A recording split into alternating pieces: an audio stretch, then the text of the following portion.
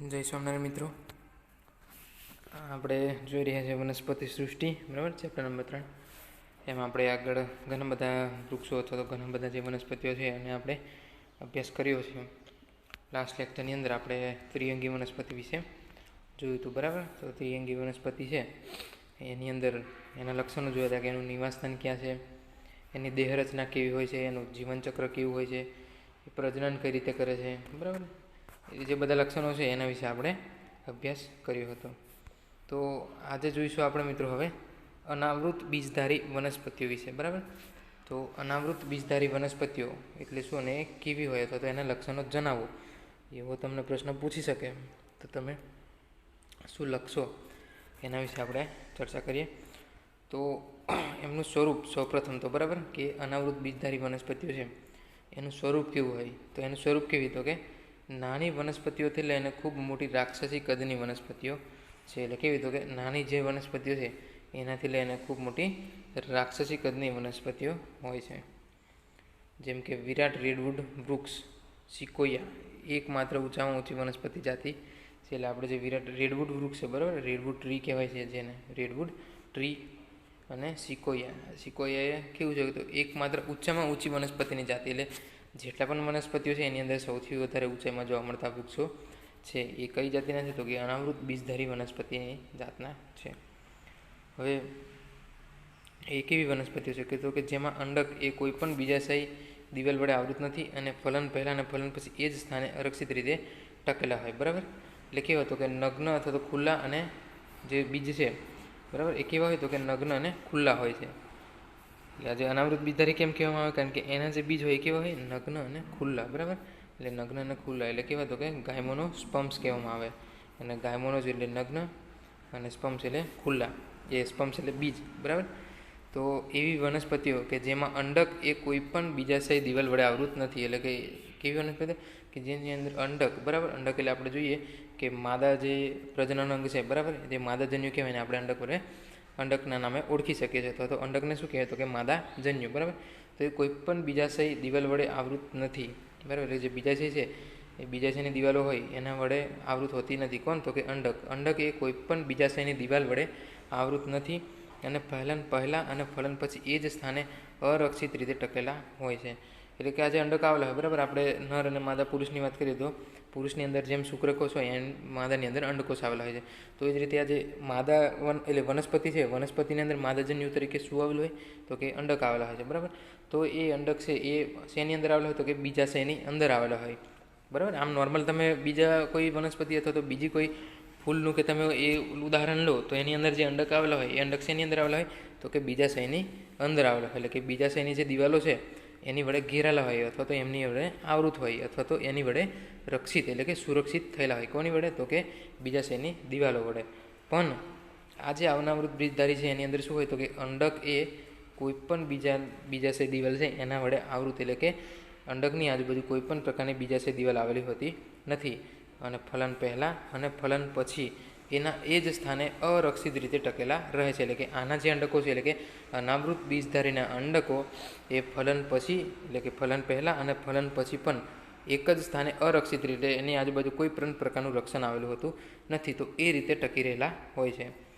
ફલન પછીથી વિકાસ પામતા બીજ ઢંકાયેલ નથી, એટલે કે નગ્ન કે ખુલ્લા હોય છે. એટલે કે ફલન પછી આપણે ખ્યાલ છે કે ફલન થાય એની પછી શું વિકાસ પામે તો કે બીજ વિકાસ પામે. તો એ જે ફલન પછી જે બીજ વિકાસ પામે છે, બરાબર, એટલે ફલન પછી જે બીજ વિકાસ પામે છે કેવા હોય છે, એ પણ નગ્ન કે ખુલ્લા હોય છે, કે એ પણ ઢંકાયેલા હોતા નથી. વનસ્પતિ દેહ બીજાનું જનક છે જે મૂળ, પ્રકાંડ અને પર્ણમાં વિભાજિત છે. એટલે જે અનાવૃત બીજધારીનો વનસ્પતિ દેહ છે એ કેવો છે તો કે બીજાનું જનક છે, જે કે મૂળ, પ્રકાંડ અને પર્ણની અંદર વિભાજિત હોય છે. એટલે જે વનસ્પતિ દેહ હોય એનું ભાગો જોઈએ તો એના ભાગોની અંદર શું આવેલા હોય તો કે મૂળ આવેલા હોય, પ્રકાંડ આવેલા હોય અને પર્ણ આવેલા હોય છે. હવે પર્ણો છે એ મુખ્યત્વે બે પ્રકારના હોય, બરાબર. એટલે જે અનાવૃત બીજધારીના પર્ણો છે, બરાબર, એ કેટલા પ્રકારના હોય તો કે બે પ્રકારના. એ જે એક છે પલ્લવ પર્ણો અને બીજા છે સલ્કી પર્ણો, બરાબર. બે પ્રકારના પર્ણો, પલ્લવ પર્ણો અને સલ્કી પર્ણો. તો પલ્લવ કેવા, એ પલ્લવ પર્ણો કેવા તો કે મોટા અને લીલા હોય છે, બરાબર. અને સલ્કી પર્ણો તો કે સૂક્ષ્મ અને બદામી. બે પ્રકારના પર્ણો છે પલ્લવ પર્ણો. એ પલ્લવ પર્ણો કેવા હોય તો કે મોટા અને લીલા હોય છે. પછી સલ્કી પર્ણો, તો સલ્કી પર્ણો કેવા હોય તો કે સૂક્ષ્મ અને બદામી હોય છે, બરાબર. એટલે નાના અને બદામી કલરના હોય છે. પછી તેઓ સદાહરિત બહુ વર્ષાયુ વૃક્ષો કે સૂપો છે જે શુષ્કોદ્ભિત લક્ષણો દર્શાવે છે. એટલે તે કેવા છે તો કે સદાહરિત છે, એટલે કે સદાયને માટે લીલા રહેનારા છે, સદાયને માટે લીલા રહેનારા છે. બહુ વર્ષાયુ છે, વૃક્ષો કે સૂપો એટલે આપણે જોયું ને કે નાની વનસ્પતિ લઈને ખૂબ મોટા રાક્ષસી કદની વનસ્પતિઓ છે, એટલે કે વૃક્ષ પણ હોઈ શકે અને સૂપ પણ હોઈ શકે છે, જે શુષ્કોદ્ભિત લક્ષણો ધરાવે છે, એટલે કે જે શુષ્કોદ્ભિત લક્ષણો છે એ દર્શાવતા હોય છે. મૂળ સામાન્ય રીતે સોટીમય મૂળ છે, એટલે આપણે આગળના ધોરણમાં કદાચ તમે જે મૂળના પ્રકારો છે એની અંદર જોયા તો કે સોટી મૂળ, તંતુ મૂળ, બરાબર એ પ્રકારના મૂળ આવતા હોય છે. તો આજે અનાવૃત બીજધારી વનસ્પતિ છે, બરાબર, એ અનાવૃત બીજધારીના મૂળ કેવા હોય તો કે સોટીમય મૂળ આવેલા હોય છે. પછી કેટલીક પ્રજાતિમાં મૂળ એ ફૂગ સાથે સહવાસ કરી કવક મૂળ બનાવે છે, એટલે આપણે ફૂગ સાથે સહવાસ કરે છે, બરાબર. આપણે ફૂગ અને લીલના સહવાસને શું કીધું તો કે લાઇકેન, બરાબર, આપણે લાઇકેન તરીકે ઓળખતા હતા અને લાઇકેન વિશે આપણે એક આખું ચેપ્ટર બન્યા છે. તો જે મૂળ એટલે ફૂગ અને લીલના સહવાસને શું કહેવામાં આવે તો કે લાઇકેન કહેવામાં આવે છે. એ જ રીતે જે વનસ્પતિ છે, વનસ્પતિ એ ફૂગ સાથે સહવાસ કરે, બરાબર, એટલે જે વનસ્પતિના મૂળ છે એ ફૂગ સાથે સહવાસ કરે તો એને શું કહેવામાં આવે, શું બનાવે, અથવા તો કવક મૂળ અથવા તો એને માઇકોરાઇઝા કહેવામાં આવે છે. અને એનું ઉદાહરણ છે પાઇનસ. એટલે આ જે પાઇનસ વનસ્પતિ છે, બરાબર, એની અંદર શું તો કે ફૂગ સાથે એના જે મૂળ છે એના સહવાસ કરતી હોય અને એ કવક મૂળ એટલે કે માઇકોરાઇઝા બનાવતી હોય છે. જ્યારે બીજા કેટલાકમાં એટલે કે સાયકસ છે, બરાબર, એને જેવા જે વનસ્પતિઓ છે એની અંદર પ્રવાળ મૂળ આવેલા હોય છે, જે નાઇટ્રોજન સ્થાપક સાયનોબેક્ટેરિયા સાથે સહવાસી છે, બરાબર. એટલે અન્ય જે વનસ્પતિ છે એની અંદર શું તો કે સાયકસ, એવી જે સાયકસ જે વનસ્પતિ છે અનાવૃત બીજધારી એવી જે વનસ્પતિ છે એની અંદર કેવા પ્રકારના મૂળ આવેલા હોય તો કે પ્રવાળ પ્રકારના મૂળ આવેલા હોય છે, એટલે કે પ્રવાળ મૂળ આવેલા હોય છે, જે શું કરે તો કે નાઇટ્રોજન સ્થાપન સાયનોબેક્ટેરિયા, એટલે આપણે સાયનોબેક્ટેરિયા વિશે ભણ્યા, બરાબર. એ સાયનોબેક્ટેરિયા શું કરે તો કે નાઇટ્રોજનનું સ્થાપન કરે. તો એ જે પ્રવાળ મૂળ છે એ સાયનોબેક્ટેરિયા સાથે સહવાસી છે, એટલે પ્રવાળ મૂળ શું કરે તો કે સાયનોબેક્ટેરિયા જોડે સહજીવન અથવા તો સહવાસન કરતા હોય છે, એટલે કે સહવાસી એકબીજાના હોય છે. તો આમાં ખ્યાલ આવી ગયો મિત્રો, સોટીમય મૂળ અને પ્રવાળ મૂળ. તો કે જે અમુક જે વનસ્પતિ છે એટલે કે પાઇનસ, તો એ પાઇનસની અંદર કેવા મૂળ એ સોટીમય મૂળ આવેલા હોય, અને સોટીમય મૂળ શું કરે તો કે ફૂગ સાથે સહવાસ કરે, એટલે કે ફૂગ સાથે સહજીવન કરી અને કવક મૂળ બનાવતા હોય છે, એટલે કે માઇકોરાઇઝા બનાવતા હોય છે. અને બીજા જે અનાવૃત બીજધારી વનસ્પતિ છે જેવી કે સાયકસ, તો એ સાયકસ શું કરે તો કે પ્રવાળ મૂળ એની અંદર આવેલા હોય, અને એ શું કરે તો કે નાઇટ્રોજન સ્થાપન, એટલે કે જે નાઇટ્રોજન સ્થાપક જે બેક્ટેરિયા છે સાયનોબેક્ટેરિયા શું કરે તો કે નાઇટ્રોજનનું સ્થાપન કરતા હોય, તો એવા બેક્ટેરિયા સાથે સહવાસ કરતા હોય છે. તો એનું પ્રકાંડ હવે જોઈએ. તો પ્રકાંડ કેવું હોય તો કે અશાખિત કે શાખિત હોય છે, એટલે જે સાયકસ છે એની અંદર કેવું પ્રકાંડ હોય તો કે અશાખિત હોય છે, અને પાઇનસ અને સીડ છે એનું પ્રકાંડ કેવું હોય તો કે શાખિત. આપણે શાખાઓ જે પ્રમાણે જોઈએ છે ને એ પ્રમાણેનું એની અંદર જોવા મળે છે. તો કે પ્રકાંડ એ સાયકસની અંદર અશાખિત અને પાઇનસ અને સીડની અંદર શાખિત હોય છે. પછી પર્ણો કેવા હોય એના તો પર્ણો સાદા કે સંયુક્ત હોઈ શકે, એટલે પર્ણો સાદા અથવા તો સંયુક્ત પર્ણો હોઈ શકે. સાયકસની અંદર કેવા પર્ણો હોય છે એ પીછાકાર, બરાબર, પીછાકાર પર્ણો હોય, પણ એ શું કરે તો કે થોડા વર્ષો સુધી માતૃ વનસ્પતિને વળગી રહેલા હોય છે, એટલે કે અમુક વર્ષો સુધી એ જે સાયકસના પીછાકાર પર્ણો છે એ શું કરે, પીછાકાર પર્ણો છે થોડા વર્ષો સુધી માતૃ વનસ્પતિ એટલે સાયકસની જે માતૃ વનસ્પતિ હોય, બરાબર, એટલે કે એની જે આગળની સંતતિ છે એની જોડે વળગી રહેલા હોય છે. અનાવૃત બીજધારી વનના પર્ણો એ તાપમાન, ભેજ અને પવનની અતિશયતા સામે ટક્કર ઝીલીને ટકી રહે તે રીતે અનુકૂલિત હોય છે. એટલે આના જે પર્ણ છે, બરાબર, એટલે અનાવૃત બીજધારીના જે પર્ણો છે એ શું કરે તો કે તાપમાન, ભેજ અને પવનની અતિશયતા, એટલે કે જ્યારે ખૂબ જ પ્રમાણમાં તાપમાન વધી જાય, બરાબર, ટેમ્પરેચર હાઈ થઈ જાય અથવા તો ટેમ્પરેચર લો થઈ જાય, પછી ભેજ વધી જાય અથવા તો ભેજ ઘટી જાય, અથવા તો પવનની અતિશયતા એટલે કે ખૂબ જ બધો પવન આવે, બરાબર, એટલે કે તાપમાન, ભેજ અને પવનની અતિશયતા એટલે કે આ ત્રણ જ્યારે વધી જાય તો એની સામે પણ ટક્કર ઝીલીને ટકી રહે, બરાબર, એની સામે પણ ટક્કર ઝીલી અને ટકી રહે એવા અનુકૂલિત હોય છે, બરાબર, એટલા મજબૂત હોય છે અનાવૃત બીજધારીના પર્ણો. હવે શંકુધારીઓ એટલે કે કોનિફર્સ, બરાબર, માં સોય જેવા અણીવાળા પર્ણો તેમનો સપાટી વિસ્તાર ઘટાડે છે. તેમનું જાડું ક્યુટિકલ અને નિમગ્ન વાયુરુદ્રો પણ પાણીનો વેગ ઘટાડવામાં મદદરૂપ થાય છે. એટલે જે શંકુધારીઓ છે, બરાબર, એટલે અનાવૃત બીજધારીની અંદર જે વનસ્પતિઓ છે એ કેવા શંકુધારીઓ, તો એની કેવા છે કે સોય જેવા અણીવાળા પર્ણો, એટલે એના જે પર્ણો હોય કેવા છે કે સોય જેવા અણીવાળા હોય છે, બરાબર, આ રીતની અણી આવેલી હોય એની અંદર સોય જેવી અણીવાળા હોય છે. એ શું કરે તો કે એમનો જે સપાટી વિસ્તાર છે, બરાબર, એટલે જે પર્ણોનો સપાટી વિસ્તાર છે એ ઘટાડી નાખે, એટલે પર્ણોનો સપાટી વિસ્તાર ઘટાડે. તેમનું જાડું ક્યુટિકલ અને નિમગ્ન વાયુરંધ્રો પણ પાણીનો વેગ ઘટાડવામાં મદદરૂપ થાય છે. એટલે કે જે વાયુરંધ્રો આવેલા હોય એ વાયુરંધ્રો કહેવાય તો કે ક્યુટિકલ અને નિમગ્ન, એ જે વાયુરંધ્રો છે એ શું કરે તો કે પાણીનો વ્યય ઘટાડવામાં મદદ કરે છે. એટલે પાણીનો જે બગાડ થાય એની અંદર શું કરે તો કે એની અંદર ઘટાડો જોવા મળે છે. તો આ હતું મિત્રો અનાવૃત બીજધારીના સામાન્ય લક્ષણો હતા. બરાબર. હવે જોઈશું આપણે અનાવૃત બીજધારીના જીવનચક્ર વિશે. તો જીવનચક્ર વિશે જોઈએ એની પહેલાં આપણે સામાન્ય લક્ષણો ફટાફટ રિવિઝન મારી લઈએ. બરાબર. તો આ જે અનાવૃત બીજધારીની વનસ્પતિઓ છે એ કેવી હોય તો કે નાનામાં નાની વનસ્પતિઓથી લઈને ખૂબ મોટી રાક્ષસી કદની પણ વનસ્પતિઓ જોવા મળે છે. એની અંદર રેડવુડ વૃક્ષ અને સિકોયા. આ સિકોયા છે એ ઊંચામાં ઊંચી જાતિ છે. બરાબર. વનસ્પતિની અંદર સૌથી ઊંચી જાતિ છે એ સિકોયા જોવા મળે છે. એ કેવી વનસ્પતિ છે તો કે અનાવૃત બીજધારી વનસ્પતિ છે. હવે એને કેમ અનાવૃત બીજધારી? કેમ કે એના જે અંડકો, બરાબર, એટલે કે અનાવૃત બીજધારીની અંદર શું હોય તો કે એના જે અંડકો છે એટલે અંડક એટલે કે માદાજન્યો એ કોઈ પણ બીજાશયની દિવાલ વડે, એટલે કે આ જે ધારો કે આ બીજાશય છે, બરાબર, તો આ બીજાશય છે તો એની અંડક આવેલું હોય અને એની આજુબાજુ આ બધી દિવાલો આવેલી હોય છે. બરાબર. આ રીતની અને આ પરાગ આ રીતે વાહિની હોય તો આ જે છે, બરાબર, આ પરાગ વાહિની કહેવાય અને આ એનું જે અંડક છે એટલે કે બીજાશય છે અને આની ઉપર આપણે પરાગાસન તરીકે ઓળખીશું. તો આ જે છે એની અંદર શું થાય તો કે અંડક છે એ બીજાશયની દિવાલ સાથે આવૃત હોતું નથી. એટલે કે આ જે અંડક એ કેવું હોય તો કે ખુલ્લું આવેલું હોય છે. અમુક બીજી બધી જે નોર્મલ વનસ્પતિઓ છે એની અંદર આ રીતનો જે પ્રકાર છે એટલે કે બીજાશયનો પ્રકાર છે એટલે બીજાશયની રચના છે આ પ્રકારની હોય, પણ આની અંદર આ રીતનું હોતું નથી. બરાબર. એટલે કે અંડક છે એ ખુલ્લું હોય છે. તો એ અંડક એ બીજાશયની દિવાલ વડે આવૃત હોતો નથી અને ફલન પહેલાં અને ફલન પછી પણ એ જ સ્થાને અરક્ષિત રીતે ટકેલા હોય છે. એટલે એને અનાવૃત બીજધારી કહેવામાં આવે છે. બરાબર. પછી પશ્વ ફલન પછી જે બીજ વિકાસ પામે છે એ પણ ઢંકાયેલા હોતા નથી. પછી વનસ્પતિ દેહ બીજાનું જનક છે એટલે કેવું હતું કે જે મૂળ પ્રકાંડ અને પર્ણ ધરાવતા હોય. પર્ણો એમાં બે પ્રકારના છે, પલ્લવ પર્ણ અને સલ્કી પર્ણ. પલ્લવ પર્ણ કેવા હોય તો કે મોટા અને લીલા. સલ્કી પર્ણ કેવા હોય તો સૂક્ષ્મ અને બદામી. તેઓ કેવા હોય તો કે સદાહરિત એટલે કે કાયમ લીલા. બરાબર. બહુ વર્ષાયુ વૃક્ષો કે સૂપો છે. બરાબર. મૂળ સામાન્ય રીતે સોટીમય મૂળ છે એટલે કે જે મૂળ છે એ સોટીમય મૂળ છે. એ કઈ તો કે પાઇનસની અંદર ચોટીમય મૂળ અને સાયકસની અંદર પ્રવાળ મૂળ. બરાબર. તો જે પાઇનસના મૂળ છે એ ફૂગ સાથે સહવાસ કરીને શું ધરાવશે તો કે માઇકોરાઇઝા ધરાવશે અથવા તો માઇકોરાઇઝા બનાવશે.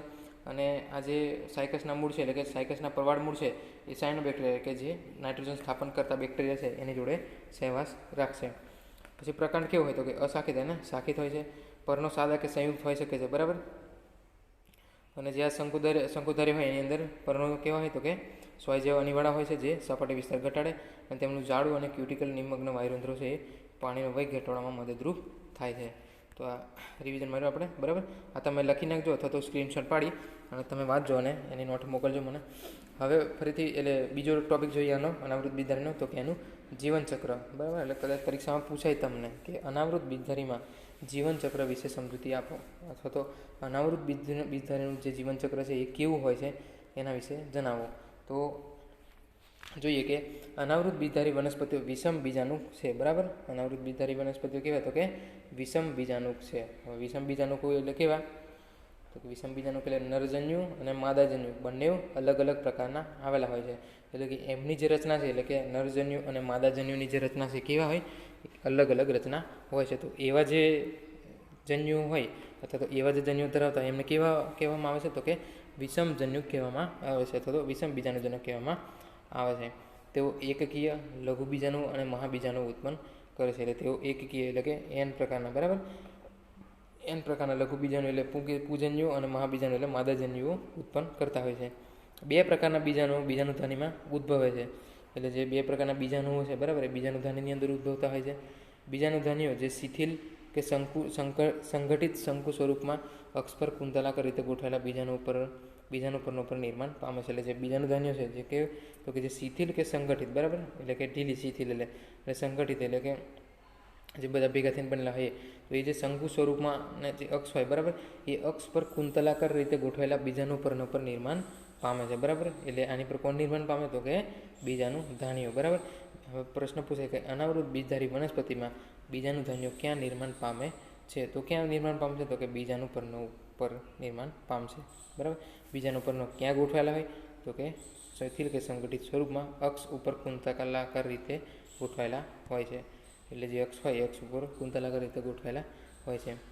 લઘુ બીજાણુ પર્ણ અને લઘુ બીજાણુધાની ધારણ કરતા શંકુને લઘુ બીજાણુજનક કે નર શંકુ કહેવામાં આવે છે. એટલે અહીંયા આપણે જોયું ને કે નરજન્યુ અને માદાજન્યુ. તો એ રીતે અહીંયા લઘુ બીજાણુ પર્ણ એટલે લઘુ બીજાણુ પર્ણ અને લઘુ બીજાણુધાની જે ધારણ કરતા શંકુ છે એ શંકુને શું કહેવામાં આવે તો કે લઘુ બીજાણુજનક કહેવામાં આવે અથવા તો નર શંકુ કહેવામાં આવે છે. હવે લઘુ બીજાણુ એ નરજન્યુજનક પેઢીમાં વિકસે છે, જેને પરાગરજ કહેવામાં આવે છે. બરાબર, એટલે આ જે લઘુ બીજાણુઓ છે એ લઘુ બીજાણુ શું કરશે તો કે નરજન્યુજનક પેઢીમાં વિકસશે, એટલે કે જ્યારે વિકાસ થશે એ નરજન્યુજનક પેઢીની અંદર વિકાસ થશે, જેને આપણે શું કહેવામાં આવે છે તો કે જેને આપણે પરાગરજ કહીએ છીએ.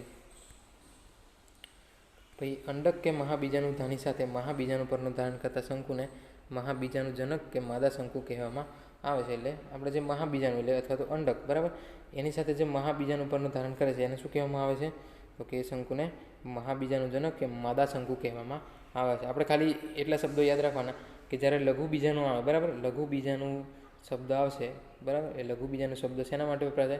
નર માટે વપરાશે. અને મહાબીજાણુ શબ્દ આવશે તો એ માદા માટે વપરાશે. આ શબ્દ ખાસ યાદ રાખજો કે લઘુ બીજાણુ એ નર માટે વપરાશે અને મહાબીજાણુ એ માદા માટે શબ્દ વપરાશે. હવે જે પાઇનસ વનસ્પતિ છે, બરાબર, એટલે કે એનું ઉદાહરણ છે, આપણે ઉદાહરણ તરીકે લઈએ તો કે પાઇનસ છે, તો પાઇનસની અંદર નર કે માદા શંકુ એક જ વનસ્પતિ પેદા થઈ શકે છે, એટલે કે પેદા કરી શકે છે. એટલે કે નર કે માદા શંકુ એક જ વનસ્પતિમાં પેદા થઈ શકે છે. આ જ રીતે સાયકસમાં નર શંકુ અને માદા શંકુ જુદી જુદી વનસ્પતિ પર પેદા થાય છે. એટલે આપણે જોયું કે જે પાઇનસ વનસ્પતિ છે એની અંદર બંને હોય કે મહાબીજાણુ અને લઘુ બીજાણુ એક જ વનસ્પતિ ઉપર આવેલી હોય, બરાબર. આ એક જ વનસ્પતિ ઉપર આવેલી હોય એનાથી શું થશે તો કે નર અને માદા શંકુ છે એ એક જ વનસ્પતિ ઉપર પેદા થઈ શકે, એટલે કે નરજન્યુ અને માદાજન્યુ બને એક જ વનસ્પતિ ઉપર પેદા થશે.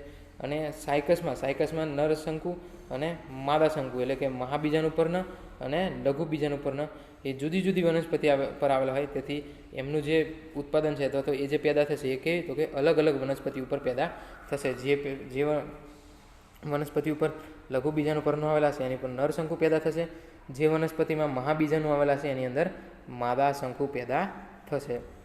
તો ખ્યાલ આવી ગયો મિત્રો? પાઇનસની અંદર એક જ વનસ્પતિની અંદર બંને પ્રકારના શંકુ પેદા થાય છે, નર શંકુ અને માદા શંકુ. અને સાયકસની અંદર એટલે કે જે સાયકસ નામની વનસ્પતિ છે એની અંદર નર શંકુ પણ અલગ વનસ્પતિ ઉપર પેદા થશે અને માદા શંકુ પણ અલગ વનસ્પતિની અંદર પેદા થશે. તો હવે એનો પ્રદેહ જોઈએ, એટલે કે ન્યુક્લિયસ, બરાબર. તો પ્રદેહના એકમાત્ર કોષમાંથી મહાબીજાણુ માતૃકોષ વિભેદિત થાય છે. એટલે જે પ્રદેહ છે, બરાબર, એટલે કે ન્યુક્લિયસ છે એની અંદરથી એકમાત્ર કોષ એટલે કે એનો જે એકમાત્ર કોષ છે એમાંથી શું વિભેદિત થાય તો કે મહાબીજાણુ માતૃકોષ એટલે વિભેદિત થાય છે, જે પ્રદેહ આવરણોથી રક્ષાયેલા છે, એટલે કે જે પ્રદેહ આવરણોથી રક્ષાયેલા હોય છે.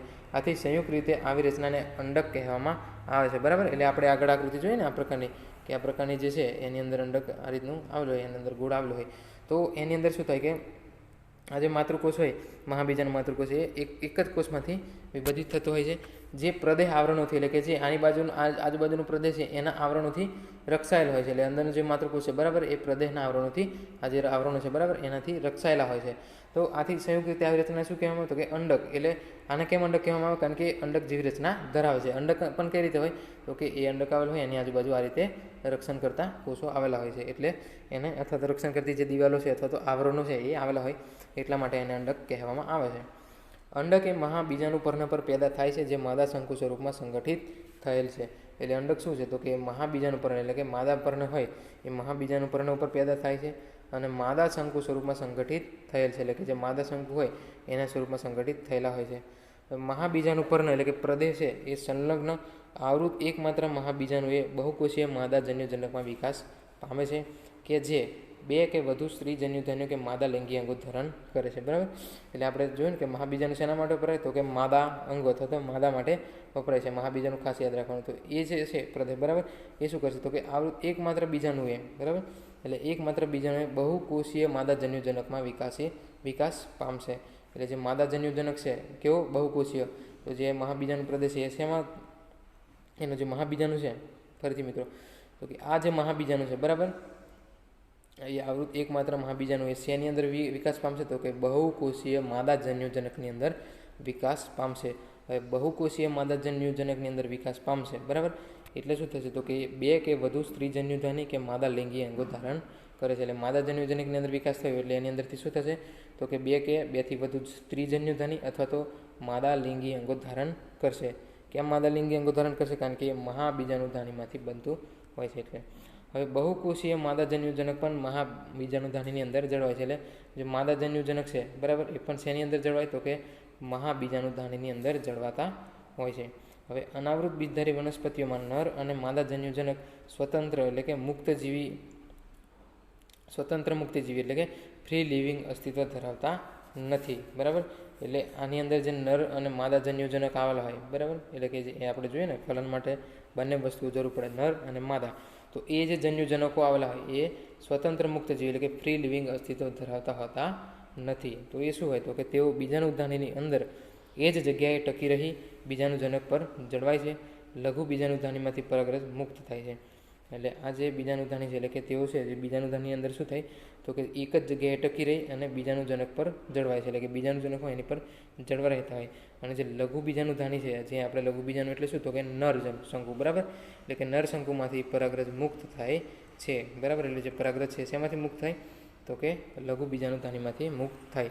આપણે જે મહાબીજાણુ છે એટલે કે માદાના જે છે અથવા તો અંડક છે એના વિશે થોડું વધારે ડિટેલમાં આપેલું છે. આપણે આટલે ખાલી સમજી લેવાનું કે જે નરજન્યુ છે અથવા તો પરાગરજ છે શેમાંથી મુક્ત થાય તો કે લઘુ બીજાણુધાનીમાંથી મુક્ત થાય છે. પરાગરજ એ નરજન્યુ તરીકે વર્તશે અને આ જે અંડક છે, બરાબર, અથવા તો મહાબીજાણુધાની છે એ માદાજન્યુ તરીકે. તો હવે પરાગનયન, બરાબર.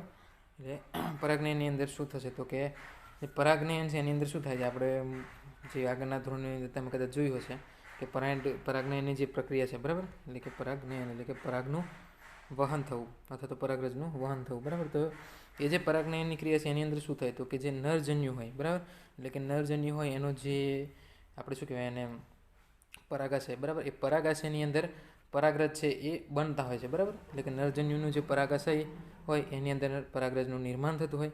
પછી એ પરાગરજ છે એ પરાગરજ જ્યારે પુખ્ત થઈ જાય ત્યારે એનું સ્ફોટન થાય એટલે એમાંથી નીકળી અને એ વહન પામતું હોય છે, બરાબર. પરાગનયન વહન પામી એટલે કે પરાગનયન કરી અને જે સ્ત્રીના એટલે કે જે માદા કેસર છે, બરાબર, માદા સ્ત્રી કેસર છે એની અંદર શું થશે તો કે એની અંદર જે પરાગાસન આવેલું હશે, બરાબર, એટલે કે સ્ત્રી કેસરની અંદર જે પરાગાસન આવેલું છે એની ઉપર આ પરાગરજ જઈ અને સ્થાપન થશે, બરાબર. પરથી પરાગનયન કોને કહીશું તો કે વિકસિત થયેલા, બરાબર, અથવા તો પુખ્ત બનેલા જે પરાગરજ છે એ સ્ફોટન પામી અને પરાગાશયમાંથી પરાગાસન ઉપર જે સ્થાપન થાય છે એ ક્રિયાને આપણે શું કહીએ છીએ તો કે પરાગનયન કહેવામાં આવે છે. તો પરાગનયન આપણે અલગ અલગ જે વનસ્પતિઓ અથવા તો અલગ અલગ પુષ્પની અંદર જોયું તો કે હવા દ્વારા, કીટકો દ્વારા, પાણી દ્વારા, બરાબર, એ રીતે પરાગનયન થતું હોય છે. એટલે કે જે નરજન્યુ હોય એનું જે માદાજન્યુ જોડે જે સંયુગ્મન થવાનું હોય એ કઈ ક્રિયાથી પોસિબલ બને તો કે પરાગનયન થઈ ત્યારે જ પોસિબલ બને. એટલે કે જે પરાગરજ છે એ પરાગરજ પરાગાશયમાંથી ઉડી અને જે પરાગાસન ઉપર સ્થાપિત થશે એને આપણે પરાગનયન કહેવામાં આવે છે. તો આની અંદર એટલે કે આપણે અત્યારે જે જોઈ રહ્યા છે, બરાબર, કે અનાવૃત બીજધારી, એ અનાવૃત બીજધારીની અંદર પરાગનયન કઈ રીતે થશે કારણ કે અનાવૃતની અંદર આપણે જોયું, બરાબર, કે એની અંદર શું હોય તો કે એને જે અંડકો આવેલા હોય એટલે કે જે અંડક હોય એ અંડકની આજુબાજુ કોઈ પ્રકારનું આવરણ આવેલું હોતું નથી. એટલે કે આ બધા ખુલ્લા જન્યુઓ હોય છે એની અંદર. તો એની અંદર પરાગનયન કઈ રીતે થશે એ જોઈશું. તો કે પરાગરજ પવન દ્વારા વહન પામી મહાબીજાણુ પર્ણો પર પેદા થયેલા ખુલ્લા અંડકોના સંપર્કમાં આવે છે, બરાબર. એટલે પરાગરજ ક્યાં બને છે તો કે આપણે જોયું તો કે લઘુ બીજાણુધાની, બરાબર, લઘુ બીજાણુધાનીની અંદર પરાગરજ મુક્ત થતી હોય છે એટલે કે એમાંથી બનતી હોય છે. હવે એ જે પરાગરજ છે એ શું થશે તો કે પવન દ્વારા વહન પામશે અને પવન દ્વારા વહન પામી અને ક્યાં જશે તો કે મહાબીજાણુ પર્ણો ઉપર. મહાબીજાણુ એટલે માદાના જે પર્ણો છે, બરાબર. આપણે જોઈએ ને લઘુ બીજાણુ કોને કહેવાય તો કે જે નરજન્યુનો પ્રકાર છે અથવા તો નર કેસર એટલે પુકેસરનો પ્રકાર છે અને જે માદાજન્યુ છે એનો પ્રકાર કયો તો કે મહાબીજાણુ. એટલે જે આ પરાગરજ લઘુ બીજાણુમાંથી બનીને શેની પર જશે તો કે મહાબીજાણુ પર્ણો પર પેદા થયેલા ખુલ્લા અંડકોના સંપર્કમાં આવે છે. એટલે આપણે આની શરૂઆતમાં જોયું કે એના જે અંડકો હોય એટલે કે અનાવૃત બીજધારીના જે અંડકો છે કેવા હોય તો કે ખુલ્લા હોય છે. તો એ જે પરાગરજ બનશે એ ખુલ્લા અંડકોના સંપર્કમાં આવશે. તે અંડકમાં રહેલા સ્ત્રીજન્યુ ધાનીની તરફ વિકાસ પામી એટલે કે લંબાઈ થશે એની પરાગનલિકાની, બરાબર, અને પરાગનલિકા નરજન્યુનું વહન કરે છે.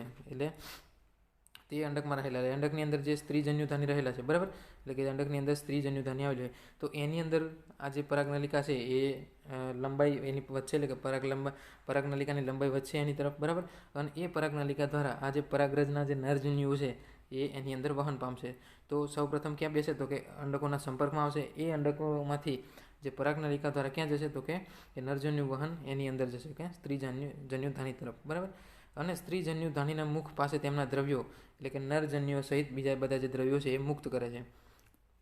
બરાબર. એટલે પછી જ્યારે સ્ત્રીજન્યુધાની પહોંચી જશે, એટલે કે આ પરાગનલિકા દ્વારા સ્ત્રીજન્યુધાની સુધી આ જે નરજન્યુઓ છે એ પહોંચી જશે, પછી શું કરશે તો કે તેમના દ્રવ્યો, એટલે કે એની અંદર જે નરજન્યુ આવેલા હોય એની સહિત એ શું કરશે, મુક્ત કરશે. બરાબર. એટલે કે ફલનને અનુસરીને ફલિતાંડો ભ્રૂણમાં અને અંડકો બીજમાં વિકસે છે. બરાબર.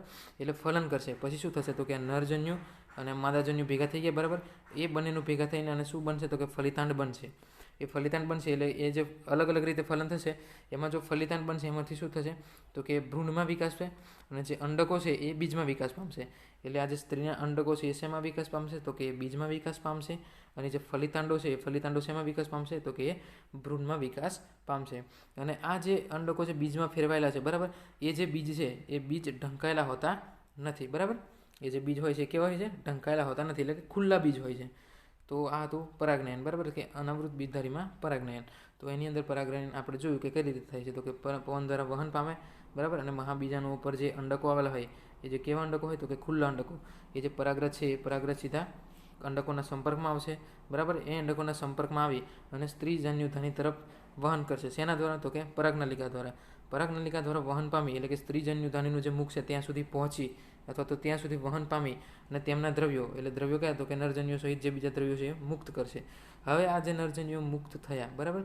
એટલે હવે જે નરજન્યુઓ મુક્ત થયા એ નરજન્યુ અને જે અંડજન્યુ છે અંદર, બરાબર, અંડક છે એની અંદર જે એટલે કે માદાજન્યુ છે એ બંનેનું શું થશે, સંયુગ્મન થશે.